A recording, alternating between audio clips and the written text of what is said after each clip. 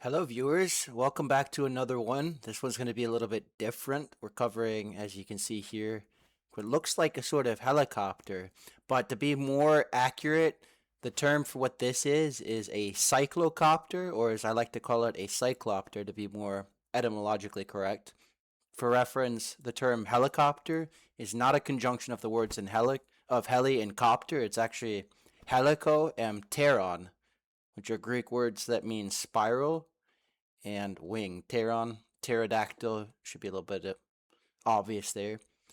But we'll start with from the power source. Most helicopters use what's called a gas generator or a gas producer, which you can think of like a jet engine where one of the turbines drives the gearbox. So I'll get that started. You see it produces what looks like flame there, and that drives this turbine that I have highlighted. As I come up on the throttle, the amount of gas produced increases, and it's kind of tuned to maintain a certain RPM on the main rotor. But obviously, turbines spin in the tens, if not hundreds of thousands of RPM territory, so it has to be reduced. In this, because Algodo is kind of limited with its frame rate, it's not spinning that fast. There is a reduction between the turbine and the main rotor, but it isn't as significant as it would be on many real-world helicopters. But in this case, the tail rotor directly gets driven more or less the uh, by the turbine, and you see that here. So in this case, you have to imagine the engine is spinning this mass here with a lot of angular momentum clockwise, which is going to make the body of this vehicle want to spin counterclockwise. And the tail, to help it produce thrust, rather than spinning the main rotor the other way where it'd have to push air up, in this case it helps produce lift by pushing air down. So you see the power go from the gas generator to the gearbox. There's a reduction to the main rotor, which spins slower than the tail rotor in the turbine. So that's pretty simple, right? But a helicopter doesn't fly by just speeding up its rotor, right? The response on that would be very sluggish and it wouldn't be very easy to control. So rather than controlling the up-down motion of the helicopter, that's Kerbal Space Program starting up, which I'm starting for the purposes of demonstrating this later. Let me mute that. Give me 2 seconds. I apologize.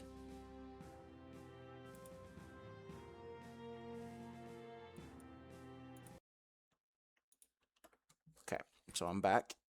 And yeah, so a helicopter does not get its lift authority from changing RPMs. That would be ridiculous. So instead, what happens is if you see the lever that's in this guy's right hand, when he pulls up on it, what he gets, you see here through the linkages, there's a little bit of movement. I'm going to fix it to the ground just for now. So in this case, what we have is, you can call it a swash plate if it effectively does the same thing. It's just oriented a little bit differently to real life. And I'll explain all that later. But this would be your up-down control. And I'll demonstrate kind of what that's doing. Through the linkages, you have some acceleration here. So this moves a little bit more significantly than the inputs provided by the pilot. But pulling up on it, it moves this part of your mixer assembly right here down, right? So come up on it, that moves down. And the reverse is true as well. So what this does is I have to kind of explain this because this might not make immediate sense. So just focus on these 4 linkages, right? So the center one goes up and down, and I want you to see this one right here as the output, right? So this comes up and down. This here stays stationary for better or worse. So what you get is an up-down motion. But if I move the cyclic, which is this guy right here, a different linkage moves, which actually tilts the mixer. So if you look at your inputs, both your cyclic and your collective affect the output here. And they can move in tandem together as well. And they mix together. That's why it's called a mixer, right? So you have two inputs feeding one output, and it relates the two, resulting in the outputs that you see here. So all that is your mixer. So you have your collective input and your cyclic input. In real life, that's usually done with hydraulics, or in the case of small helicopters, it's done with cables or manual hydraulics. You know, there's usually some sort of hydraulic system, but not always the case. Especially ultralight helicopters, there's no hydraulics, it's all cables, which means there's a good bit of feedback from the rotor system itself. But I'm going to reduce the RPMs on the rotor system real quick. Just need a little bit for idle. I want you to pay attention to these components right here. All right, so I'm going to move these to the front so you can see them. So your cyclic, or your collective control rather, moves that up and down like you see here. But the cyclic inputs cause it to tilt. And that's realistic. This would be your swash plate IRL. For a real helicopter or for a cyclocopter, this is your swash plate or your mixed linkage control. So that gives you both up, down, as well as directional cyclic controls. In a real helicopter, going on the collective affects all the blades collectively, hence the name collective, right? So they all hold the same pitch. If your cyclic is centered, the collective affects all the blades simultaneously in the same way. So you come up on the collective, because the thrust is the same on all parts of your rotor disc, it just lifts you straight up. But your cyclic affects which side and where in the rotor disc's rotation blades dip down and where they dip up, which results in directional control. And it's a little bit more complicated than just dipping it up or down in the direction that you want to go. There's some phasing that happens there because of gyroscopic precession, as well as just the way linkages tend to work and the way forces transmit. But I'm not going to get too deep into any of that. Instead, I'm just rather trying to identify and illustrate the control inputs that you get. And this is simplified just to demonstrate the purpose. The real thing is a little bit more complex. But understanding the principle gets you a good part of the way there. So how this actually transmits to the rotor blades is through what we would call pitch links. So from the swash plate upwards to the rotor head, the pitch links affect the individual blade angles, right? So if I come all the way up on the collective, one, that adds load to the rotor so it's slowed down. But second, you look at the top here, these blades have an aggressive positive angle of attack that wants to grab air from the front and scoop it down, producing lift. And what's cool is with a cyclocopter, the same thing happens on the bottom as well. So you see those blades dip up and then reverse direction to generate lift on the downswing as well. Whereas on the front back, there's really not much directional input at this moment, right? So at the very front, it's basically flat. At the very back, it's basically flat. So all you would be generating right here is lift. And if I bring the collective all the way down, the opposite is true. At the top, it wants to scoop air from the top side and push it up. And the same is true at the bottom, right? So you can see there. Let me give it a little bit more gas. It scoops it from the top and pushes it up. So that gives you downforce, which wants to push the vehicle downwards. We're just going to call it a helicopter, even though it's technically a cyclocopter, as I like to call it a cyclopter. But we're just going to call it a helicopter because that's what it's representing. So imagine again, collective input, which is the straight up down, would, on a real helicopter, affect all the blades simultaneously. Whereas the cyclic, which isn't just front and back, but also gives you left-right motion, which we can't simulate here, affects the cycling action of the rotor blades. So I'm going to go ahead and demonstrate one more thing, which is the tail rotors controls. That would be with your rudder pedals. And this is simplified as well. I'm going to actually kill a lot more of that rotor RPM so that we can actually see what's going on here. So your tail rotor controls, you get up, down, right? Because it spins this way, give it just a little bit more gas.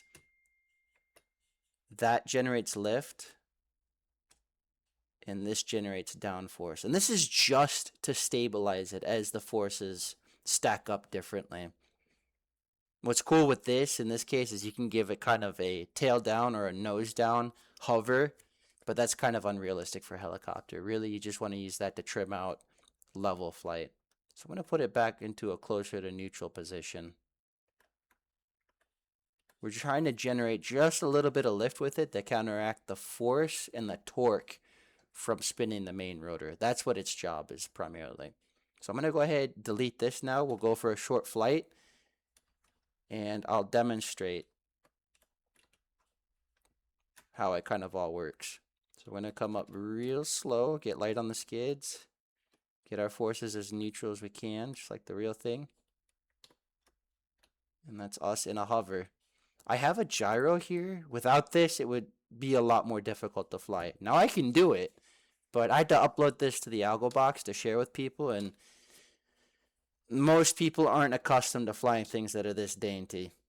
But we come forward on the cyclic, that increases our forward speed.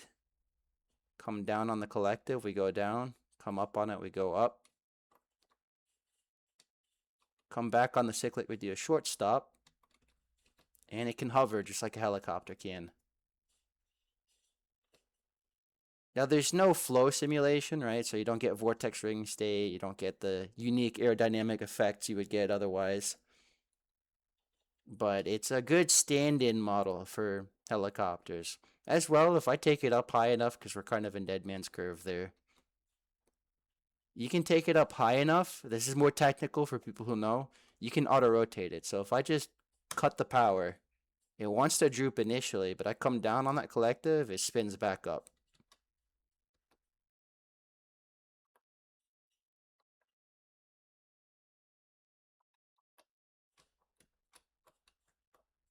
So it's not a perfect example of an auto rotation, but it demonstrates the principle that helicopters don't lose all their thrust and drop from the sky when the engine quits. They usually, we banged it down a little bit hard. The input shaft for the tail rotor got lodged out of its track, but it still works. Just a little bit of adjustment. We're back to the races. And I'll demonstrate real quick. Without that gyro, this thing becomes a little bit of a monster to control, but it becomes way more maneuverable. And this is where the tail rotor really was relevant initially.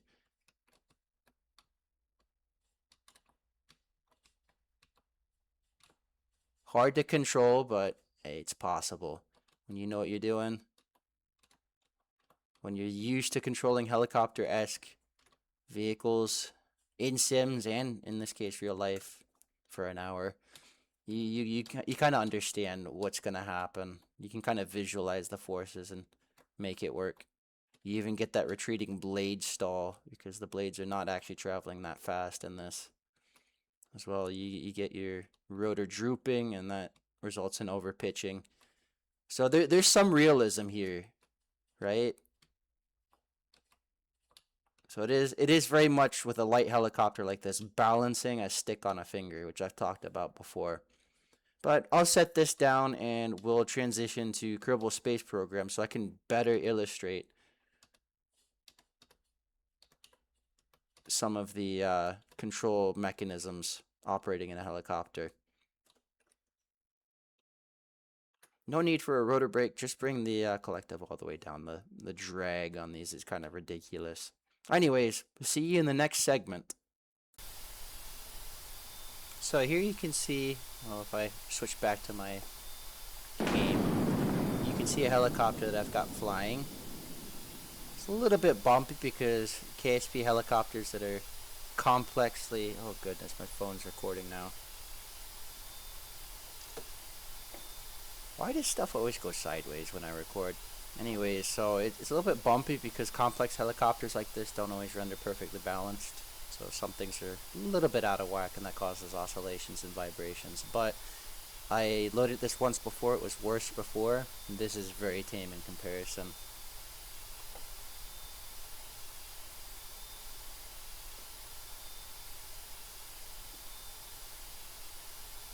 So I'll just kind of set this down.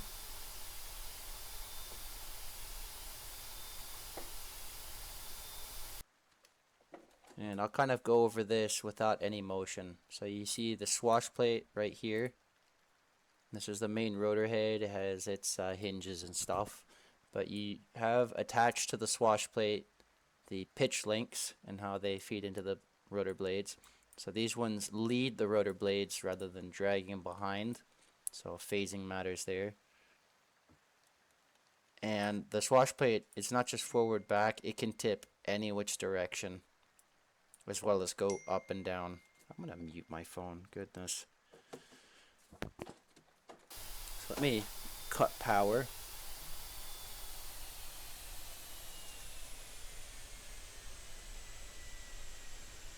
I'll try a hover auto, see if that works for us. Let's pick it up for a second, bleed all that rotor. Oh, Jesus. And it gets a little floppy there, don't it? Yeah, don't do that.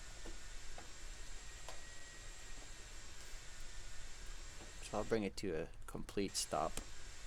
So you'll see there the swash plate, it comes up and down. That affects the pitch of the blades. You see how that transmits there. Yeah, these hinges, these are just coupled up servos that allows them to flex all directions without getting bound up or jammed up. That's kind of necessary. You see the same thing here, how some facets will twist one way, others will twist the other. But the swash plate needs to be able to tilt in every direction as well as move up and down. And that affects, like I said, the mixing of these. So actually, no, the mixing would happen below, and usually that's done hydraulically, which makes it simple. But it can be done mechanically as well, as I'd shown on the Algadoo model.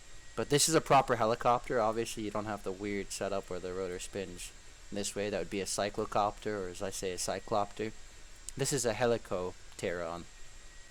So helico, these spin, and as you climb, they make a helix. Helico, helix. Maybe that's a little bit, that hints at it a little bit. And then pteron, think pterodactyl, you know, winged. Dactyl, I don't know what dactyl means. But it is not a conjunction of heli and copter, it's helico and pteron, so spinning wing. So we'll start it up. I'm going to show you another auto rotation with this guy too.